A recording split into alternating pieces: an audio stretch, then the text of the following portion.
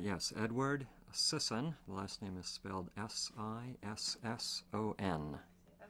Well, I think that social prestige enters into it very powerfully. And that's been evident ever since the Scopes trial in the 20s and long before that.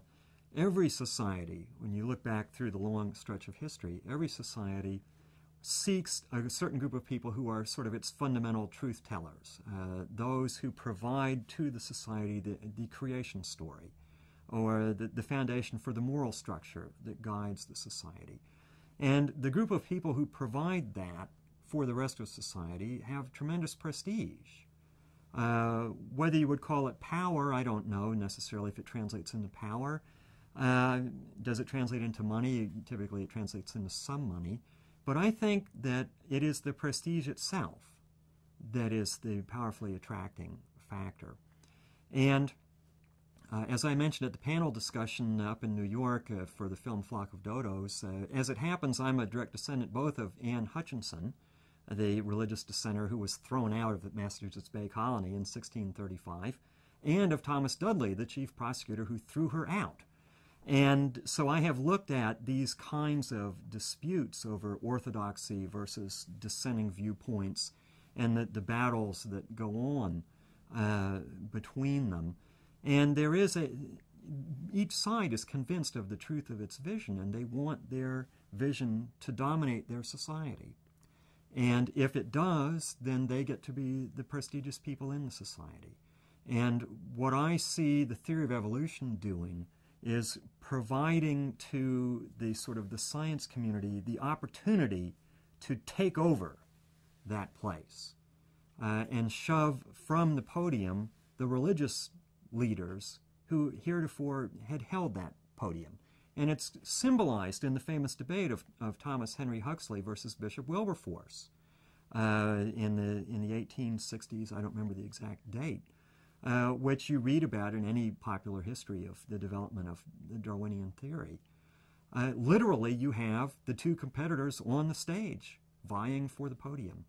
And that continues today. If you get the transcript for the Scopes trial, for example, there is a quote in there from Clarence Darrow, the lawyer for the evolution side, where he says quite bluntly that the case is about making sure that ignoramuses, religious ignoramuses, as he basically says, don't control public education.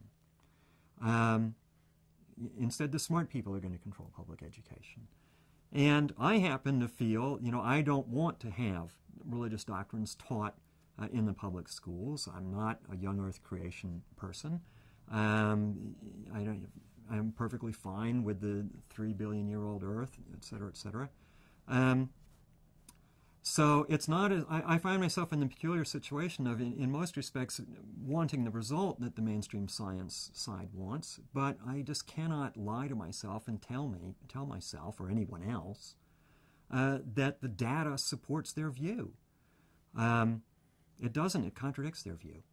And so I do think it's about prestige, and I think there's a tremendous investment in prestige wrapped up in it, and I think you see it whenever you look at the way the science community operates. You see their emotionalism, you see their bluntness in many respects. This is discussed in the film Flock of Dodos also.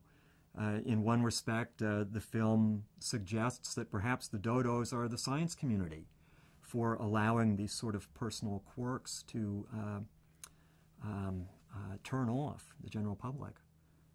By condescending to the public so much.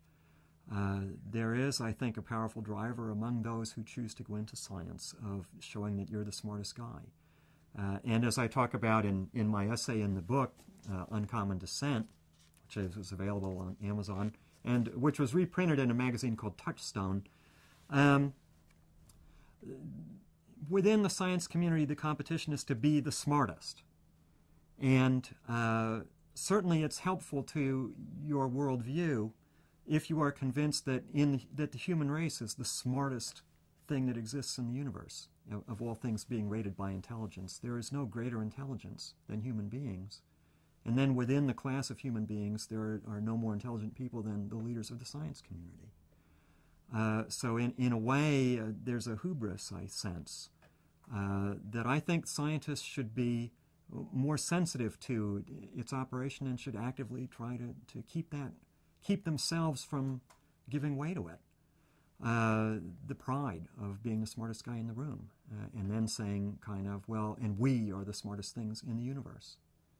And I know that's a somewhat provocative statement, but I think it's accurate. I think that there is a lack of humility within the science community and on the part of individual scientists, that they really do not want the idea that there might be an intelligence vastly superior to humanity's intelligence. I think they have an emotional dislike for that possibility, and I think that dislike influences their judgment.